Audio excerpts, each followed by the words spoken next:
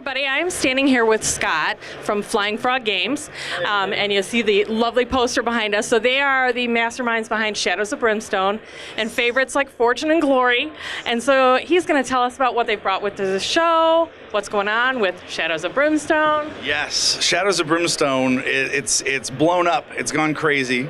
We did a big Kickstarter, and we created a bunch of stretch goals and everything. I'm like, okay, this, before we launched, I'm like, this should last us for about 2 weeks. This should be good.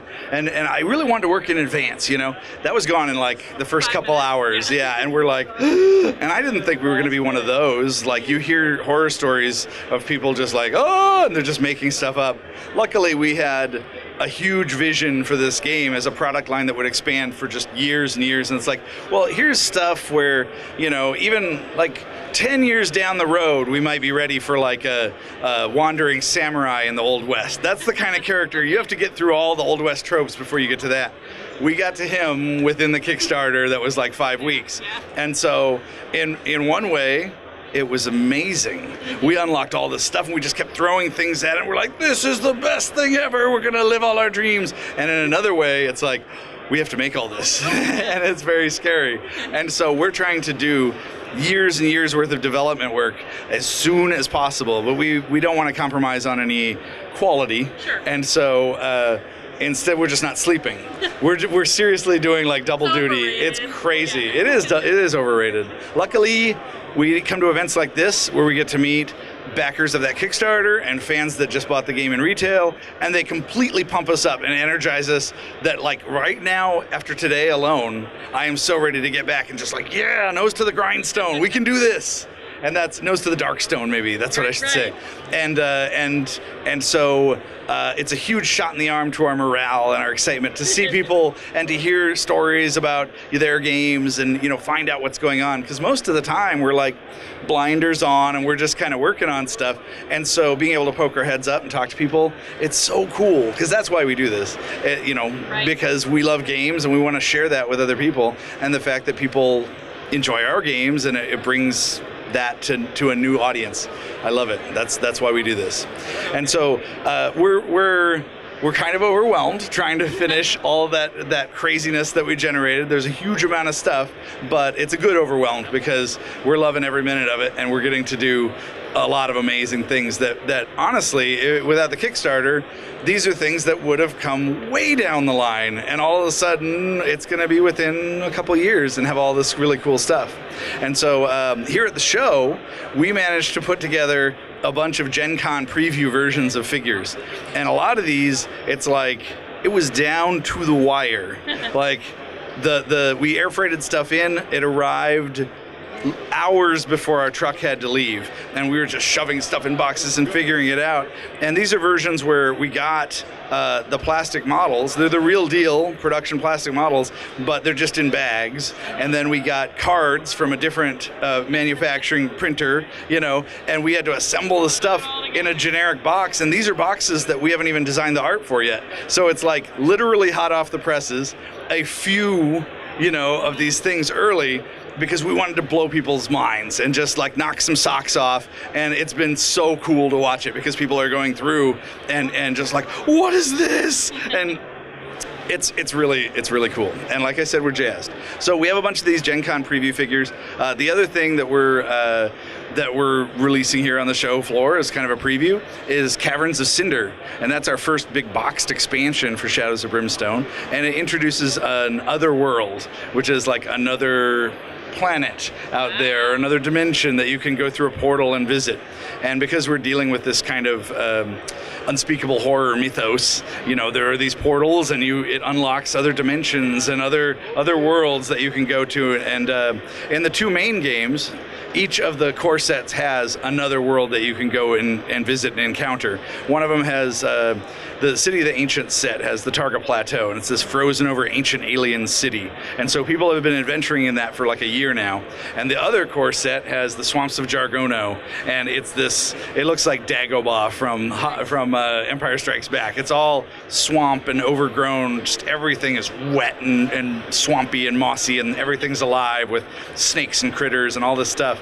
And so people have gotten used to this. They've been playing all this, and now all of a sudden there's another world that they can visit, and Caverns of Cinder is this kind of underground cavernous hellscape, and it's all lava pools, and there's lava men that you can fight, and the set is done up with a full set of all the tiles, same amount that you get in the main game, but all lava world, this Cinder, and then on the flip side of that is all new mine tiles that nobody's seen before, so it also increases your adventures back on Earth. And so it has new encounters for those, and artifacts and gear and all this stuff, including the lava men miniatures. And there's lots of new scenarios too. So it's a pretty cool set that we put together, and it should be hitting stores in September. And the other one that we have as a preview that'll be in retail stores in September is the Doorways into Darkness set. And it basically started as, in the Kickstarter, we were like, it would be really cool if we had plastic doors, like to mark where the doors are as you're playing through. Not a necessity, but we really wanted it because we were all about theme and making it cool and the extras and stuff.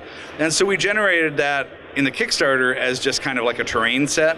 And then when we started, putting them together as like a retail product, we're like, I'm not sure how many people are going to buy this just as like doors, because it doesn't seem that sexy. But when you play with them, it's really, really cool. So we just need to like add some sugar on top so that people will get their foot in the door, and then they'll be like, these doors are amazing, but we need that little bit of sugar. And so we added an extra set of cards called Into the Darkness, and it has a bunch of new cards for the game, and we put in some really juicy, cool ones so that people would be like, oh, and then it'll get them to buy it, and then they'll go, these doors are amazing. So it gets the foot in the door. And so those should also be in stores in September, the Doorways into Darkness set. So those are the big ones that will be in retail that we know for sure. This fall, we're hoping to come out with some of those miniature sets, but some of the ones, we have 11 sets that we put together, different enemy sets that are here on the floor. Many of those won't be out in retail until 2016. And so it's a serious preview for the Gencon people, which we were hoping to really excite people. And this morning, I was a little tired, I'll say that, but I was looking, and there's this huge line that went right in front of our booth. I'm like, people can't get to our booth. There's this line. What is this line for? And I went and I asked them, what are you guys in line for? And they're like, your game? And I was like, what? There was a line for people to get into our store to buy these miniatures, and I'm like, I almost fell over. It was crazy. And so it's we're feeling very excited that that we've been working so hard and we're getting to reveal this stuff, and that people are excited about it. Good for you. Well, we cannot wait to try it. And by what you're describing, totally not a one-trick pony.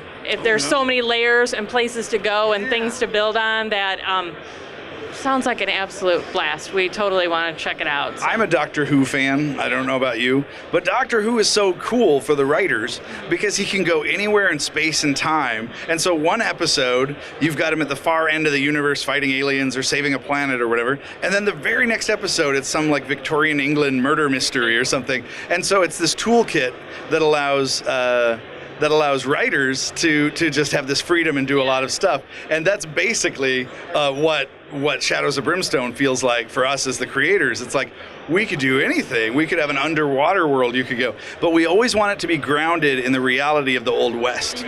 A lot of the kind of weird West sort of things, they'll, in my personal opinion, I feel like it goes a little too far, because it'll be like, I'm a sheriff with a cybernetic horse or something, and it's like, well, wouldn't it be more interesting if you're just a guy? You're just a sheriff with a 6-shooter, but now you're on an alien world. It's like, what have they stepped into? What's going on? Or how do you save your town versus like unspeakable demons from the depths? And it's to me, that's super interesting. I think it makes it that grounded in reality, and that plight, the poor bandito who only has his dynamite, and how is he going to fight off these winged bat creatures from another dimension. That to me, that's really cool. It absolutely is. Well, if you are fortunate enough to be nearby Gen Con, come on out, come talk to Flying Frog, and check out these great things that they have, because obviously you're going to see them here long before we might actually see them in the stores, so why not? One more thing I'll let you know about, and this isn't selling a product, this is just because I'm so excited about it. We made a 3D board of the Targa Plateau, which is that ice world, and we're old school miniature gamers, and we grew up on Games Workshop and all of that stuff, and so this is old hat to us, making scenery and painting figures and all that stuff. But this is the first time we've gotten to apply our passion for that stuff to our own games, and so before you guys go, I really hope that you can get some footage of this, because it turned out great. It's this ice world, and we're really proud of it. So if you can check out the 3D board. We will get pictures of that for you guys too, so you can see it. So thank you so much for your time. Good luck at the show. We're big fans of Beasts of War. Beasts of War!